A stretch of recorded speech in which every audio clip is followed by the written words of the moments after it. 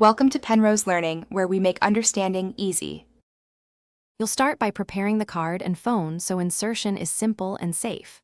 First, confirm your model accepts a micro SD and locate the tray or slot.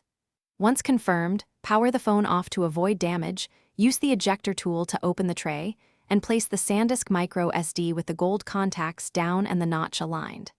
Gently push until it seats. If using an adapter, fit the card into the adapter first, then insert the adapter into the tray. Once the card is physically installed, boot the phone and let the system detect it. You'll see a notification or storage entry. Next, decide whether to format as portable for media or as internal to expand app storage.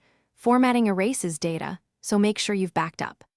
After formatting, set default save locations for camera and apps in their settings, or use storage settings to migrate files and apps to the SD card. Make sure critical apps remain on internal storage if they require speed.